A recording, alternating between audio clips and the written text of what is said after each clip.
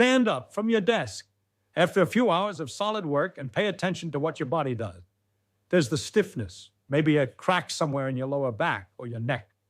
That first step feels a little rusted, like something in you has set in place and now has to be coaxed back into moving. Your hips feel tight and your back feels stacked and stubborn, and for a few seconds you move like someone much older than you are. Almost everyone who works at a desk knows this exact feeling, the seized up, just thawed sensation of a body that has been held still for too long. And most of us have quietly drawn the obvious conclusion from it. Sitting is bad for me. Sitting is doing damage. Sitting is the problem. But here's the reframe I want to hand you right at the start, because it changes everything about how you deal with this. It isn't the sitting that's working against your body. It's the stillness, your spine, your muscles, your whole physical design were never built to hold any single position for hours on end, and that includes the correct one you've been told to sit in. The ache when you stand up isn't your body telling you that chairs are evil. It's your body telling you that it has been motionless far longer than it was ever meant to be. And that distinction, sitting versus stillness, is the difference between a problem that feels hopeless and one that turns out to be surprisingly easy to fix. Because if the problem were sitting itself, the solution would be miserable. Quit your job, tear out your desk, and spend your life standing or pacing. But that's not the problem, so that's not the fix. The real solution is smaller, cheaper, and far more doable than the fear around this topic suggests. And by the end of this, you'll know exactly what it is. So before you spend money on an expensive chair or a standing desk, you'll resent within a week. It's worth understanding what's actually happening inside you, because the honest picture is both more precise and a lot less frightening than the version you've probably been sold. And you have been sold a version. You've almost certainly heard the line that sitting is the new smoking. It's a catchy slogan and it has traveled far, but it's oversold. And I'm going to retire it right here rather than repeat it. Comparing a normal part of nearly everyone's day to one of the most lethal habits in human history isn't just imprecise. It's the kind of exaggeration that makes people either panic uselessly or tune the whole subject out. Neither reaction helps you. What helps you is understanding the actual mechanism. And the actual mechanism has almost nothing to do with the chair and almost everything to do with time, with how long you go without changing what your body is doing. To see why, it helps to zoom out, way out to the body you're actually working with. For almost the entire span of human history, staying alive meant moving, and moving in enormously varied ways. People squatted to rest and to work. They walked for hours across uneven ground. They stood, crouched, knelt, reached overhead, carried things, sat on the floor and got back up again dozens of times a day. There was no single position anyone held for 8 uninterrupted hours, because survival didn't allow it and life didn't demand it. Your spine, your joints, and your muscles evolved inside that world of constant low-level variety.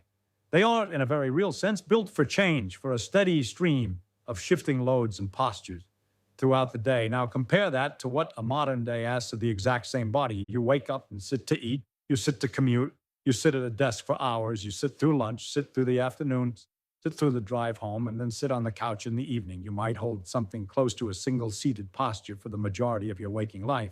And the point isn't that this is a moral failing or that you're doing something wrong. It's that you're asking a body designed for near constant variety to do the one thing it was least built to do. Stay still.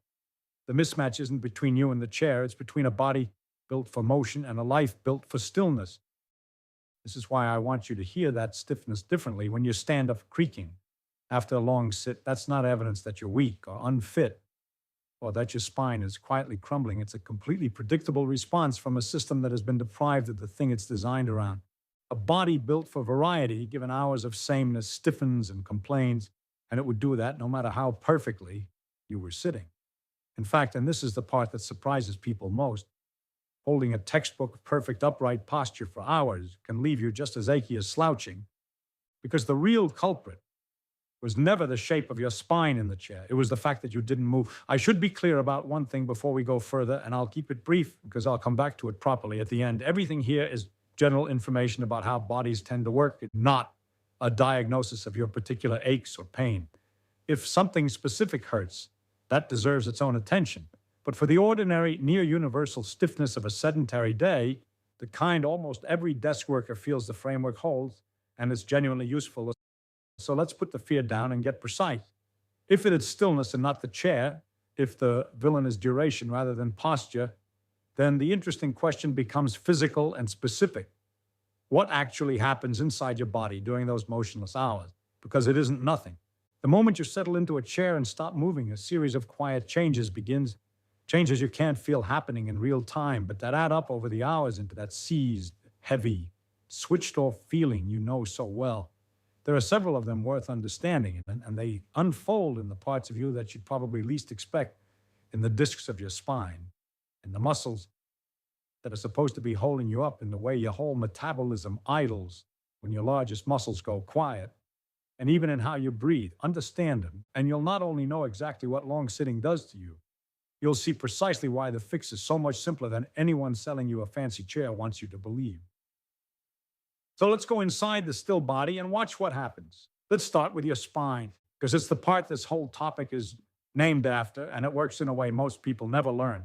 Stacked between the bones of your spine are the intervertebral discs, soft, cushioning pads that sit between each vertebra and let your back bend, absorb shock, and carry load. And here's the surprising thing about them. Unlike most of your body, these discs have very little direct blood supply of their own. A muscle can call on a rich network of vessels to deliver oxygen and nutrients and haul away waste. Your spinal discs largely can't, so they've evolved to be fed a different way through movement itself. And when you shift and bend and load and unload your spine, the discs are gently squeezed and released, and that pumping action is what draws fresh fluids and nutrients in and pushes waste products out. Movement, quite literally, is how your discs eat.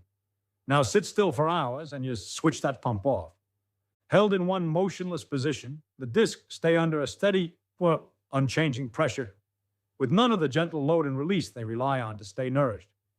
This is how the discs are understood to work, so it's reasonable to say that prolonged unbroken stillness leaves them less fed and less happy than they'd be with regular movement. Not that a long meeting is crushing your spine or doing dramatic harm. The point is subtler and more useful than that. Your spine isn't a static column built to bear a fixed load indefinitely. It's a living structure that depends on motion to maintain itself, and stillness is precisely what it's least equipped to handle. And that connects to the second thing, which is the nature of static loading.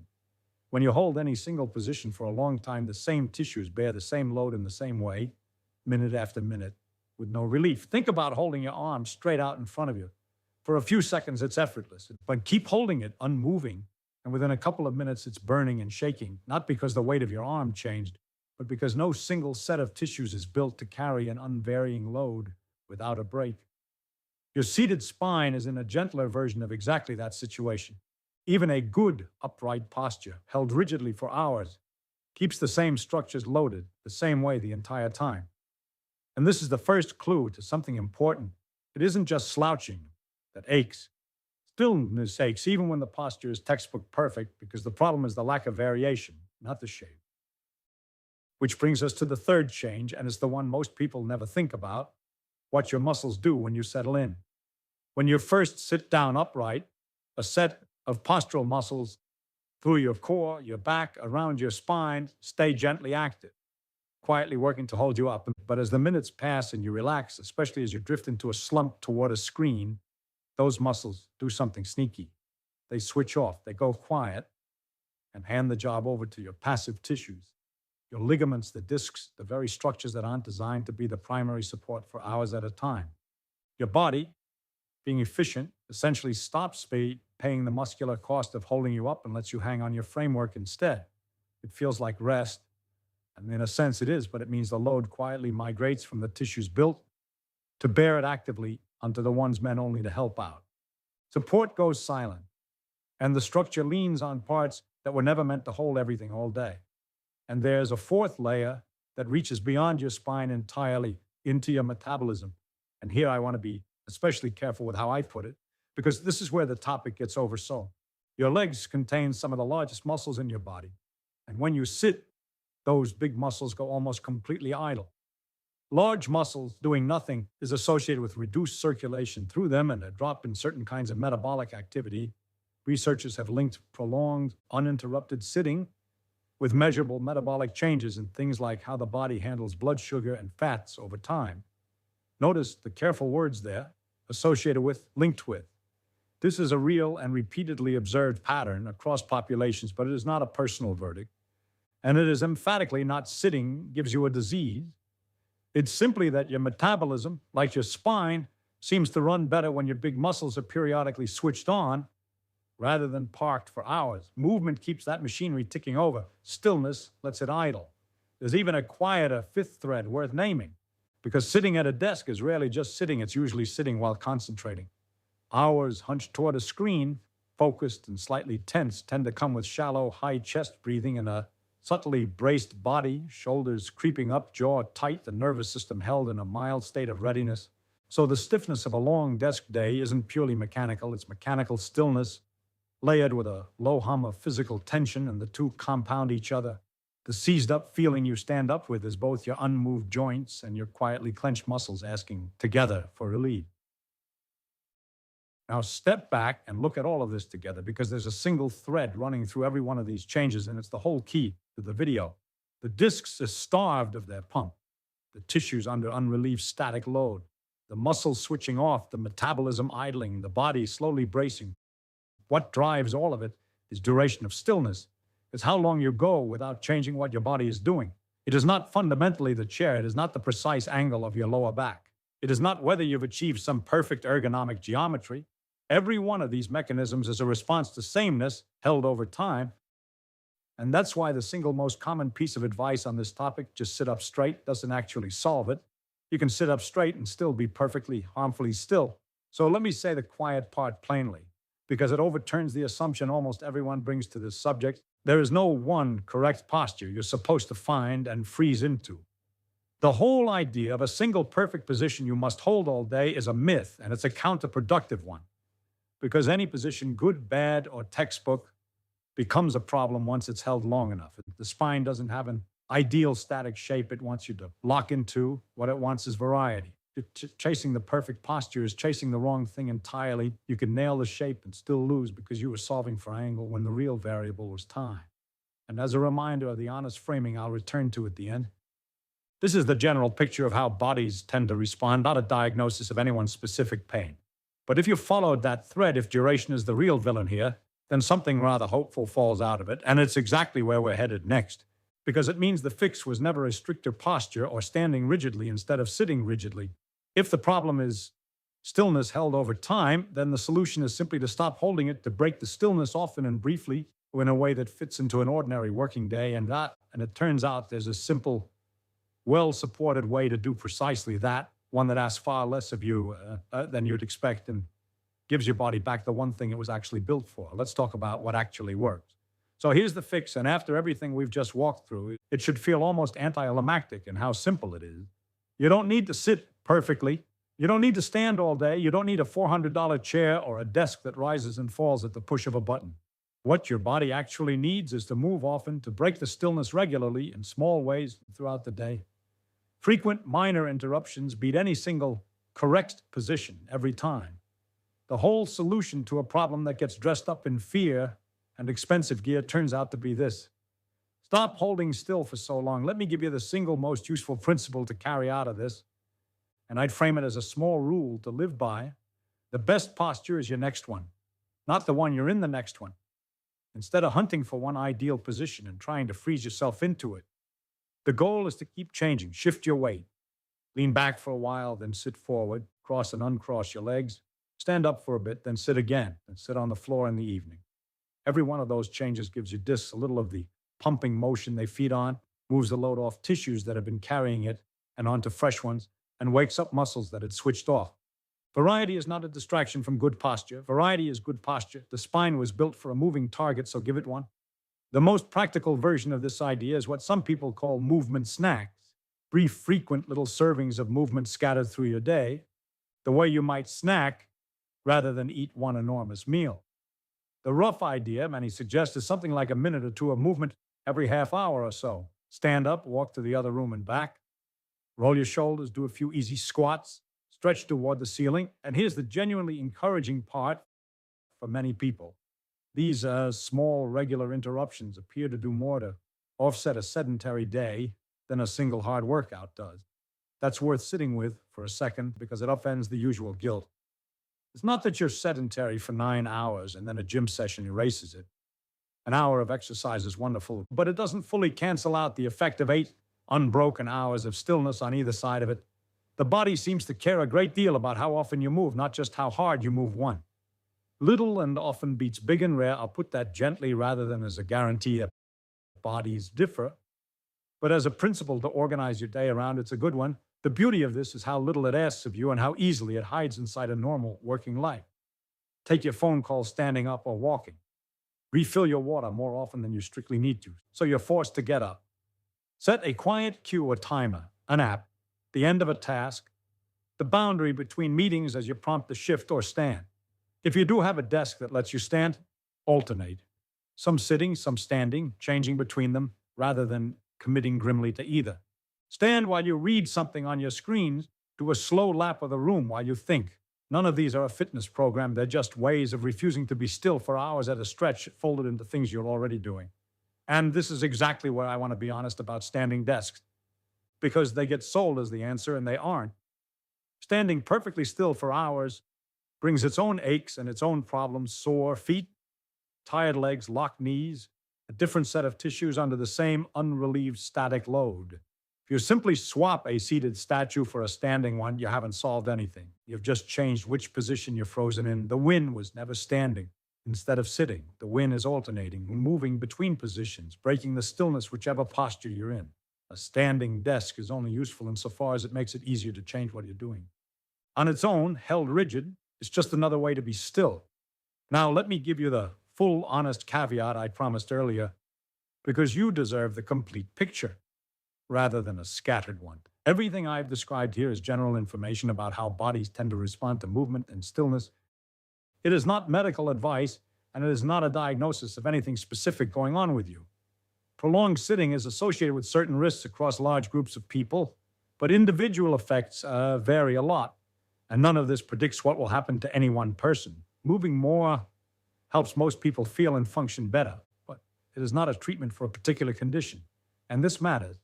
If you have persistent back pain, pain that radiates down a limb, numbness, tingling, weakness, or any symptom that worries you, please don't try to self-manage it with movement tips. From a video, see a qualified professional who can actually assess you. What I've offered here is a way to think about the ordinary, near-universal stiffness of a sedentary day. For anything beyond that, you want real personal care, and there's no shame in seeking it, but step back for a moment, because underneath all the tactics, there's a gentler reframe I want you to leave with, and it's the real point. The goal here was never to make you afraid of your chair. Fear isn't useful, and honestly, a life spent anxiously monitoring your own posture is its own kind of misery. The goal is a friendlier relationship with your body, one where you understand what it's actually built for and give it, in small regular doses, the thing it evolved to expect. You're not fighting sitting, you're not at war with your desk, you're just remembering that the machine you live inside was designed for motion, and letting it move a little often the way it quietly keeps asking to. And that lets you hear the stiffness itself completely differently. That seized up feeling when you stand, the ache, the tightness, the crack in your lower back. It isn't damage you should dread, and it isn't proof you've ruined something. It's a signal. It's your body, built for variety, telling you it's been held in one shape too long and would very much like to move now. It's not a verdict being handed down on your health. It's an invitation, arriving many times a day, asking for the one simple thing that keeps the whole system running well. Once you hear it that way, the whole subject stops being frightening and starts being almost easy. So think back one last time to that moment we started with standing up from your desk after hours of stillness, the body rusted and stiff and reluctant. Only now that moment means something different. And it's not a small alarm about slow damage anymore. It's a cue. It's the prompt to do exactly what your body was built to do, to move, to change, to break the stillness and let everything loosen and flow again. Feel it not as the ache of a body wearing out, but as the pleasant release of a body doing what it's designed for. The disc fed, the muscles switch back on, the whole structure remembering that it was made to move. You were never meant to hold still for hours. That's the honest truth at the center of this, but the flip side is just as true, and it's the part worth keeping. You don't have to. A body that moves a little and often is a body working exactly the way it was designed, to not perfectly postured, not standing rigid, not punished at the gym, for the sins of the chair, just moving gently and regularly through an ordinary day. That was all your spine ever wanted from you. And it's the one thing out of everything on offer that you can actually give it, starting with the very next time you stand up.